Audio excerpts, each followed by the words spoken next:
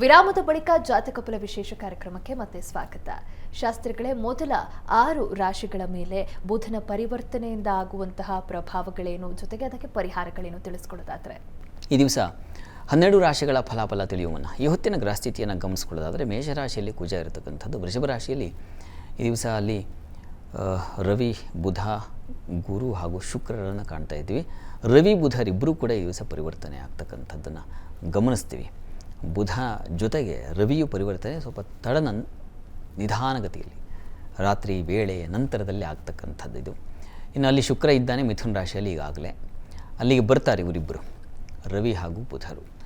ಇನ್ನು ಈ ದಿವಸ ಸಿಂಹರಾಶಿಯಲ್ಲಿ, ಕರ್ಕಟಕ ರಾಶಿಯಲ್ಲಿ ಮಾಂದ್ಯವತಿಯಾಗಿದೆ, ಸಿಂಹರಾಶಿಯಲ್ಲಿ ಈ ದಿವಸ ಚಂದ್ರ ಇರ್ತಕ್ಕಂಥದ್ದು, ಕನ್ಯಾ ರಾಶಿಯಲ್ಲಿ ಕೇತು ಇರ್ತಕ್ಕಂಥದ್ದು ನೋಡ್ತಾ ಇದ್ದೀವಿ.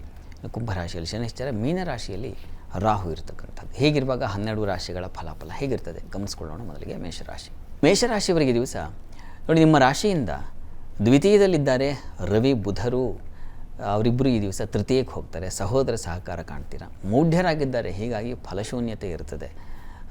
ಬುಧನೊಬ್ಬ ಪರವಾಗಿಲ್ಲ, ಹೀಗಾಗಿ ಸಹೋದರ ಸಹಕಾರ ಉಂಟಾಗುತ್ತೆ, ಸಂಶಯ ಬೇಡ. ಈ ದಿವಸ ಬಂಧುಗಳಲ್ಲಿ ಸ್ವಲ್ಪ ಮನಸ್ತಾಪ ಉಂಟಾಗುತ್ತೆ. ನೀರಿನ ತೊಡಕನ್ನು ಸೂಚಿಸ್ತಾ ಇದೆ. ನೀರಿನ ಸನ್ನಿಧಾನ, ಅದಕ್ಕೆ ಆ ಸ್ಥಳಗಳಲ್ಲಿ ನೀವು ಎಡು ಬೀಳೋದು, ಜಾರೋದು, ತೊಂದರೆ ಉಂಟಾಗೋದು, ಇಂಥದ್ದು ಲಕ್ಷಣ ಇದೆ, ಹುಷಾರು. ಮಕ್ಕಳಿಂದ ತುಂಬ ಸಹಕಾರ ಇದೆ, ಅನುಕೂಲ ಇದೆ, ಮಿಶ್ರವಾಗಿದೆ ಈ ದಿವಸ. ದೇಹಬಲ ಚೆನ್ನಾಗಿದೆ, ಹೆಚ್ಚಿನ ಆತಂಕ ಏನೂ ಬೇಡ. ಪ್ರಾರ್ಥನೆಗೆ ಈ ದಿವಸ ನೀವು ದುರ್ಗಾ ಪ್ರಾರ್ಥನೆ ಮಾಡಿ, ದುರ್ಗಾ ಸನ್ನಿಧಾನದಲ್ಲಿ ಒಂದು ವಿಶೇಷ ಅರ್ಚನೆ ಮಾಡಿಸಿ, ಅನುಕೂಲ ಆಗುತ್ತೆ. ಇನ್ನು ವೃಷಭ ರಾಶಿಯವರಿಗೆ ನೋಡಿ, ನಿಮ್ಮ ರಾಶಿಯಿಂದ ರವಿ ಬುಧರಿಬ್ಬರು ಈ ದಿವಸ ಧನಸ್ಥಾನಕ್ಕೆ ಬರ್ತಾ ಇದ್ದಾರೆ. ಧನಾಧಿಪತಿ ಧನಸ್ಥಾನದಲ್ಲಿದ್ದರೆ ಧನ ಸಮೃದ್ಧಿಯೇ, ಆದರೆ ಅಲ್ಲಿ ಮೌಢ್ಯತೆ ಇದೆ. ಬುಧನಿಗೂ ಮೌಢ್ಯತೆ ಇದೆ, ಇಲ್ಲ ಅಂತಲ್ಲ. ಹೀಗಾಗಿ ನಿರೀಕ್ಷೆ ಮಾಡೋದು ಕಷ್ಟ ಹೆಚ್ಚಿನ ಫಲವನ್ನು. ಇರಲಿ, ಅಂತೂ ಈ ದಿವಸ ಸ್ವಲ್ಪ ಆತಂಕದ ದಿನ, ಭಯದ ವಾತಾವರಣ ಇರ್ತದೆ. ಬಂಧುಗಳ ಮಿತ್ರರ ವಿಚಾರದಲ್ಲಿ ಮಾತ್ರ ತುಂಬ ಚೆನ್ನಾಗಿದೆ, ಅವರಿಂದ ಸಹಕಾರ ಸಿಗುತ್ತೆ, ಸಂಶಯ ಇಲ್ಲ ಅದರಲ್ಲಿ. ಮುಖ್ಯವಾಗಿ ಸ್ತ್ರೀಯರಿಗೆ ತುಂಬ ಸಹಕಾರ ಉಂಟಾಗುತ್ತೆ. ಪ್ರಯಾಣದಲ್ಲಿ ಸೌಖ್ಯತೆಯನ್ನು ಕಾಣ್ತೀರಾ, ವೃತ್ತಿಯಲ್ಲಿ ಹೆಚ್ಚಿನ ಅನುಕೂಲ ಇದೆ.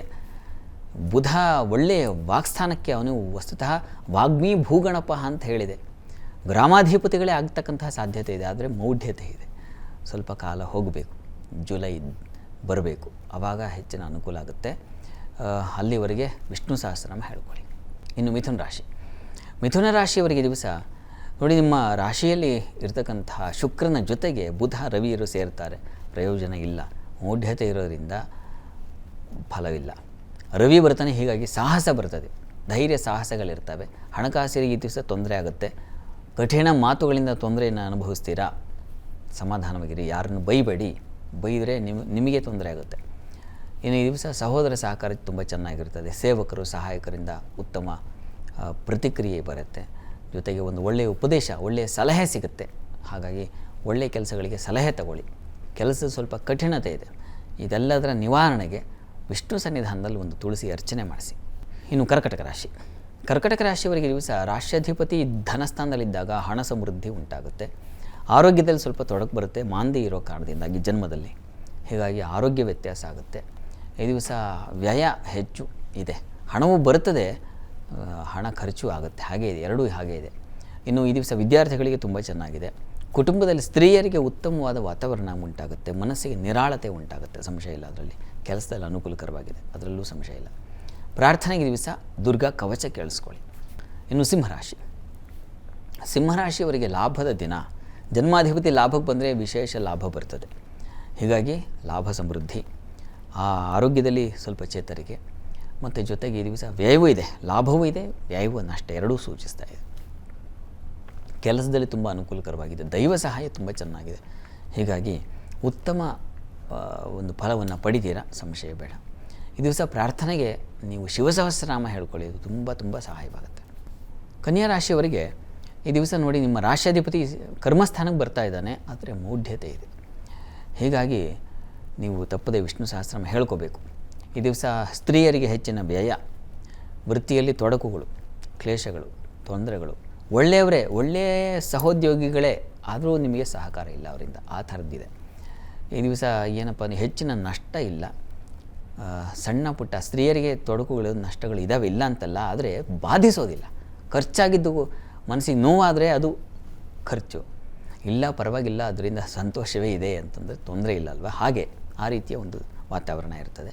ಈ ದಿವಸ ನೀವು ಕೂಡ ವಿಷ್ಣು ಸನ್ನಿಧಾನದಲ್ಲಿ ಒಂದು ವಿಷ್ಣು ಸಹಸ್ರನಾಮ ಪಾರಾಯಣ ಮಾಡಿ, ವಿಷ್ಣು ಸನ್ನಿಧಾನಕ್ಕೆ ಹೋಗಿ ಮಾಡಿ, ಅದು ತುಂಬ ಸಹಾಯ ಮಾಡುತ್ತೆ. ಇನ್ನುಳಿದ 6 ರಾಶಿಗಳ ಫಲಾಫಲಗಳನ್ನು ತಿಳಿಸ್ಕೊಡಿ ಶಾಸ್ತ್ರಿಗಳೇ. ಅದಕ್ಕೂ ಮುಂಚೆ ಮತ್ತೊಂದು ವಿರಾಮ ತಗೊಂಡು ಬರೋಣ. ಜಾತಕ ಫಲ ವಿಶೇಷ ಕಾರ್ಯಕ್ರಮ ಮುಂದುವರಿಯುತ್ತೆ ಮತ್ತೊಂದು ಪುಟ್ಟ ವಿರಾಮದ ಬಳಿಕ.